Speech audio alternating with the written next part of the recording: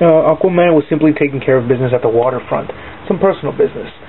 He cares about the land dwellers, he cares about everybody else. It's just that people don't really relate to him anymore. Comic fans and people in the comic, existing characters existing in the comic world themselves, they can't relate to Aquaman anymore. They don't know what he's about or what he's doing. He's not just a fish-talking guy, which most people think he is. He's actually this great hero who doesn't actually speak to fish, but more manipulates their brains and their thoughts and pushing them into action whenever he needs to. Squid, sharks, whales and whatnot. Dolphins actually hold up great conversations with him, as he describes in the book. And he decides to go to lunch, after he saves these city folk, and he decides to go, pick up some fish and chips. To which somebody in the diner says, "Gasp! You can't do that. You talk to fish." And then he breaks it down. It's not exactly what he does, and he's trying to explain this to all these people, and sitting in the diner, to which this one guy comes and his blogger comes and he goes, "Hey, listen, what's it like being nobody's favorite superhero? Nobody knows you," which really distracts him. Almost like very directly, he asks Aquaman, "What's it like being nobody's favorite superhero? What does it feel like to be unrecognized? Almost unfamiliar to everybody?" And as sad as that, it's true. It really is true. As messed up as it is, it's true. Most comic book fans, kind of handle Aquaman as this B character. You don't really see him too often. But if you pay attention to his mythology and everything that's going on around him, it's what a story, what a drama. It really is, between him and his wife Mira, and the loss of their baby child, all over the past few years, and what's been going on in major DC stories there. So after Brightest Day, in which we see, Aquaman brought back to life and kind of dealing with the fact that he could only control dead sea life due to the curse with the Black Lanterns. It's just nice to see him just kind of accept everything. He accepts the fact that who he is and where his place is in life, and he decides just to join us as land dwellers and give up Atlantis and all this, and all that crap. Just be Aquaman, be happy, have a life amongst the land people, if you will, amongst us. And at the same time, we see the birth of a great new evil, some kind of piranha-looking race from deep within the ocean, who thinks of us as food. And that's it. To be continued. Thank you, Jeff Johns. Thank you, Ivan Rice, for an incredible book. So original. The next following book, actually the last couple of books are actually books that I guess can almost round about the entire DCU. They kind of just give us the whole the feeling, of the cornerstone of what DC meant with the whole renewal, the starting over. Nothing is ever truly dead. And we start off, of course, with none other than Superman. Now, of course, Superman is in Justice League and he's in Action Comics, but now this is his own #1 issue. Superman is here. And it was written so incredibly well. It reminded me of Superman of the 80s.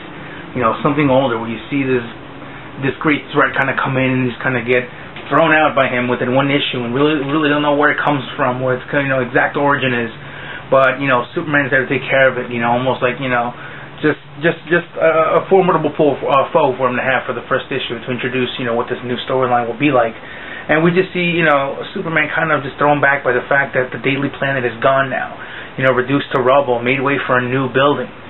Times are changing, and like I said, in a way, it's almost like DC's way of telling us, hey, times are changing, not to say out with the old, in with the new, but it's time to refresh things. Everything's updated.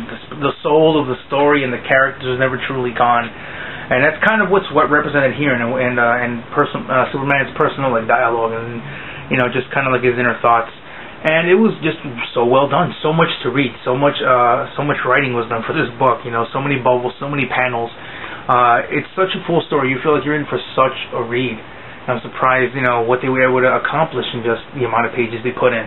Incredible read for the Superman fans. A definite story to pick up.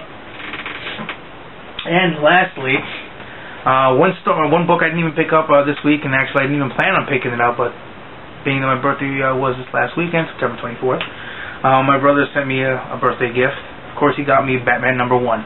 A book I intended not to pick up, just because I felt like The Dark Knight was a series I wanted to pick up, because I really enjoy Finch's work. But upon reading it, it's just, damn it, it's probably the better Bat book. It is such an incredibly well-written story. You know, kind of gives us another look at Bruce Wayne. You know, not only in this book but in Batman and Robin, we see that he's kind of ready to move on with losing his parents. He's ready to let it go. You know, it's still his drive to fight crime and, you know, make sure it never happens to anyone else. But he's done suffering for it. He's done, you know, beating himself up for it. You know, he's done crying. It's time to just do what you got to do. It's time to look towards the future. This book is all about talking about, you know, preparing for the future, what the new Gotham will look like, and kind of like the new direction that Batman's taken in, all the new gadgets and toys he's got, but still staying true to that Batman feeling. And the art was done by Greg Capullo, and he did a very good job, but my brother, being the awesome guy that he is, big ups, he got me the variant cover as well. Great variant cover, very awesomely done. And it was probably the best Bat book of the month, and there was a few. Although Detective Comics, I must say, was still the big shocker and the big surprise, just due to that Joker story. And with that, we've wrapped up the new 52, and I'm glad for all those who joined us for the ride. And listen, we're just getting started, right? This is month 1. You know, I would really appreciate if somebody just left a comment, concern, criticism, anything.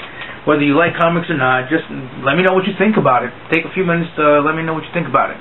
You know, I'm going to be here. I'm going to keep making this thing. You know, so you join me. Join me. Let's talk about comics, cartoons, movies, video games. It's, you know, it's all related into that same entertainment world. You know, let's bring it together. Let me see what you got. Let me know what I'm missing. Let me know something interesting, interesting book or a story I'm missing out on. So until then, you know, we'll be here forever, like Forever Comics. Later.